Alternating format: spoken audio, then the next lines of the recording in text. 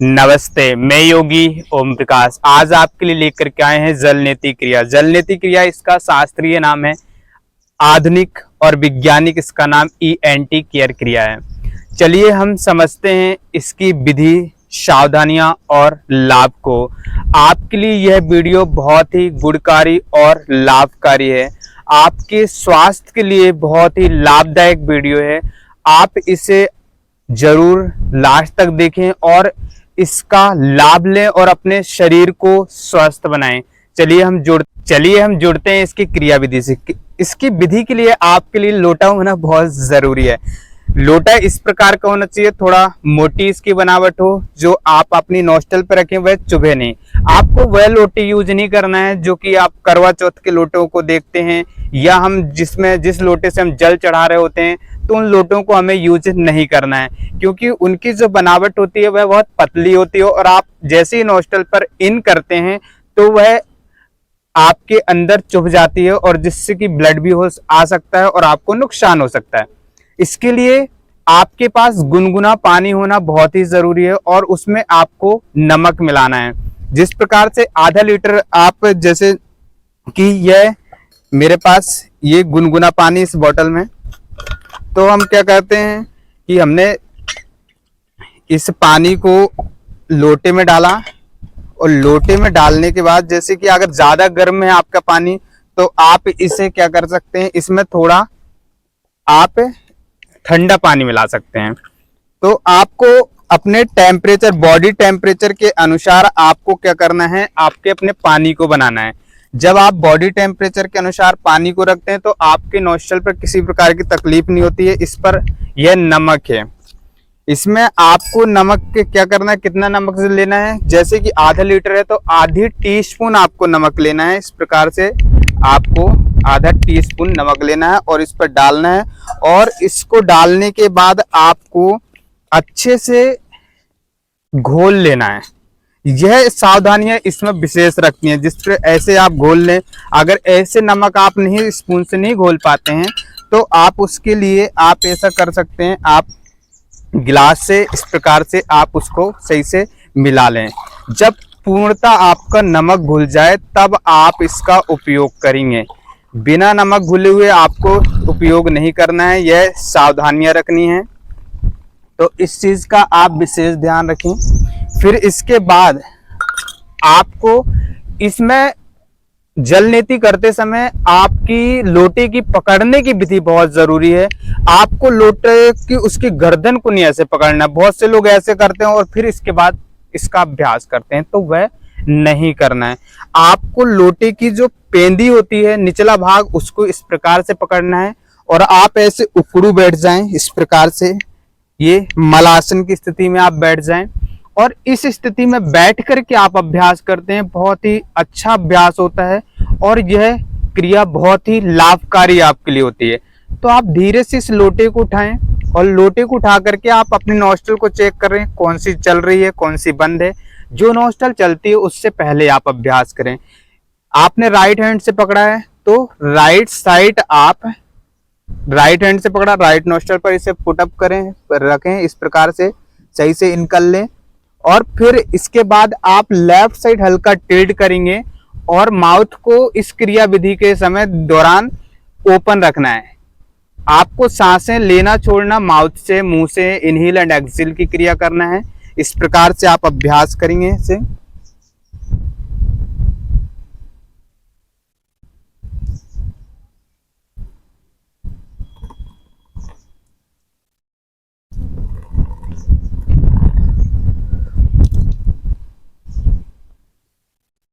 इसी प्रकार से जब आप इस नोस्ट्रल से कर लेते हैं, फिर आप इस नोस्ट्रल को इस प्रकार से ड्राई करें। फिर इसके बाद आप दूसरी नोस्ट्रल से ऐसे इसी क्रिया का अभ्यास करें इसे।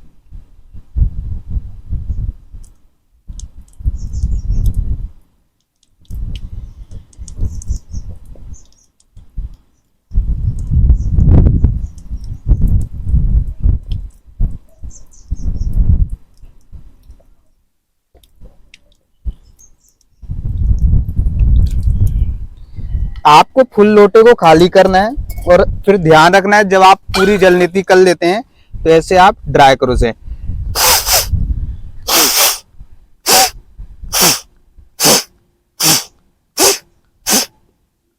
जब आपकी यह नोस्टल को ड्राई करना बहुत ही जरूरी है।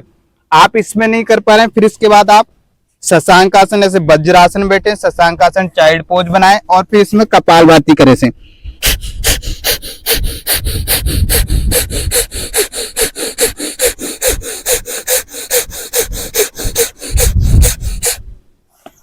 इस प्रकार से आपको पूरी नोस्टल को अपनी ड्राई कर लेना है। जब आपकी नोस्टल अच्छे से ड्राई हो जाती है, आपको नोस्टल को ड्राई करना बहुत जरूरी है। अगर इस विधि को आप खड़े होकर के भी कर सकते हैं। दोनों पैरों में शोल्डर के बराबर गैप रखें, दोनों पैरों में बॉडी का बैलेंस समान रखें, फिर आप आगे की ओर झुकें। आप राइट नोस्टल पर आप लोटे को रखें और लेफ्ट साइड थोड़ा टिल्ट करें। ध्यान रखें मुंह से सांस लेना है और छोड़ना है। अगर थोड़ा बहुत पानी मुंह से अंदर जाता है तो उसमें कोई किसी प्रकार की परेशानी नहीं है, आप उस पानी को आप अंदर ले सकते हैं। इस प्रकार से आप खड़े होकर के इसका अभ्यास कर सकते हैं।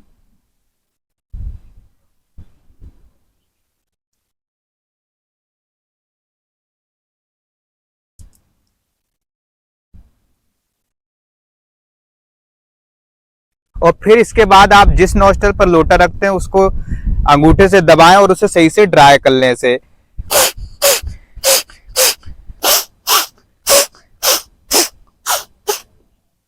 जिससे आपके नोस्टल सही से ड्राई हो जाए। इस बात का विशेष ध्यान रखें, जल नीति करने के बाद आप नोस्टल को सही से ड्राई कर लें इस प्रकार से। इसमें सही से ड्राई करें। फिर इसके बाद अगर आप इस प्रकार से आप वज्रासन में बैठ जाएं ऐसे, और वज्रासन में कपालभाति प्राणायाम का अभ्यास करें से।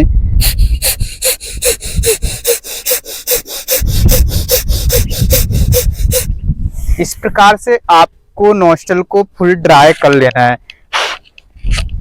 जब आपकी नोस्टल अच्छे से आपकी ड्राई हो जाती है तो आप बिल्कुल लाइटनेस फील करते हैं।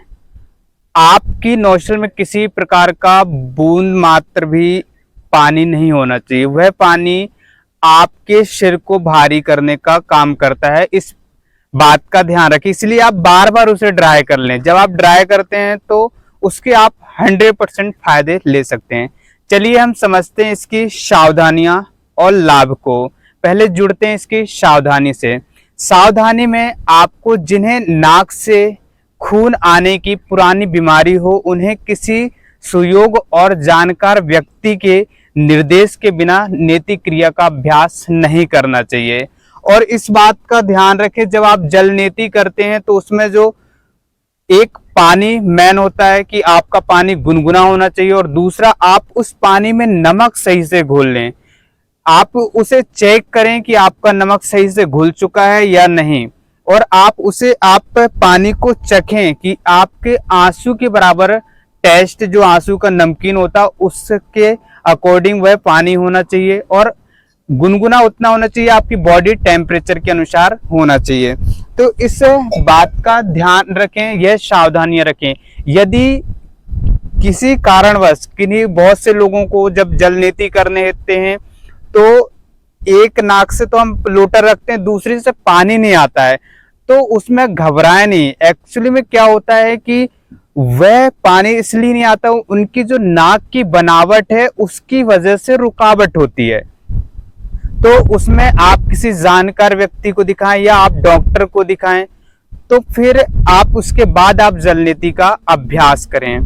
तो यह सावधानियां रखें। हाई ब्लड प्रेशर वाले को जल नेति क्रिया का अभ्यास किसी जानकारी व्यक्ति के सानिध्य में रह करके करना है।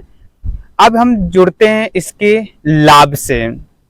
यह जल नेति क्रिया सबसे ज्यादा माइग्रेन, साइनोसाइटिस और आंख के लिए, कान के लिए, थ्रोट, गले के लिए बहुत ही गुणकारी और लाभकारी। यदि आप जल नेति क्रिया का रोजाना अभ्यास करते हैं तो आपको किसी प्रकार की एलर्जी नहीं होती है। साइंस 100 प्रकार की एलर्जी में आज तक रिसर्च कर चुका है। किसी को वायु से एलर्जी होती है, किसी को राजमा से एलर्जी होती है, किसी को किसी प्रकार की धूल से तो एलर्जी होती है, किसी को सनलाइट से एलर्जी होती है। तो इन एलर्जी से अगर आपको बचना है तो आपको जल नेति करना बहुत ही गुणकारी यह क्रिया है और बिल्कुल साधारण आप इस क्रिया को कर सकते हैं। यह क्रिया एलर्जी, सर्दी, साइनोसाइटिस के साथ साथ आंख, कान और गले के विभिन्न रोगों के लिए बहुत ही लाभकारी है, जिन्हें अनेक प्रकार की बहरेपन, टॉन्सिलाइटिस या एंडिनाइटेड शोध और श्लेष्मा झिल्लियों के शोध के लिए बहुत ही गुणकारी यह क्रिया है। जब आप जल नेति करते हैं तो पहले आपका श्लेष्मा बाहर निकलता है, जिससे आपकी नोस्ट्रल पूरी क्लीन हो जाती हैं। आपका जो अंदर जो हमारी नोस्ट्रल के साइनस ग्लैंड्स होती हैं वह एक्टिव हो जाती हैं, जिससे आपकी वायु लेने में और छोड़ने में आपको किसी प्रकार की परेशानी नहीं होती है। आप बिल्कुल शीतल वायु को अंदर खींचते हैं और शीतल वायु को बाहर छोड़ते हैं। इस प्रकार से यह क्रिया काम करती है। तो अगर किसी को किसी प्रकार की बीमारी है तो आप दिन में 2 से 3 बार इस क्रिया को करें। बस इस बात का ध्यान रखें कि आपको खाने के तुरंत बाद यह क्रिया नहीं करनी है। आप अपनी बीमारी के अकॉर्डिंग आप इसे 2-3 बार कर सकते हैं। अनिद्रा की जिन्हें प्रॉब्लम्स होती है, परेशानी होती है, जो रात में सो नहीं पाते हैं, उन्हें चिड़चिड़ापन रहता है, घबराहट रहती है, बेचैनी रहती है, उनके लिए भी यह क्रिया बहुत ही गुणकारी और लाभकारी। आप करके देखिए, आपको बहुत लाभ मिलेगा। इसके जितने भी हम लाभ बताएं वह उतने ही कम हैं। तो इस वीडियो को आप लाइक करें, सब्सक्राइब करें, अधिक से अधिक लोगों में शेयर करें और यह मत ना देखें कि यह छोटा चैनल है तो आप लोग वीडियो तो देखते हैं लेकिन आप सब्सक्राइब नहीं करते हैं। तो ऐसा ना करें, आप यह देखें कि आपको किस वीडियो से आपके शरीर को स्वस्थ रखने की क्या क्या आपको सुविधाएं मिल रही हैं, उसके अकॉर्डिंग आप जैसा ज्ञान मिलता है ऐसा आप व्यवहार करें। धन्यवाद।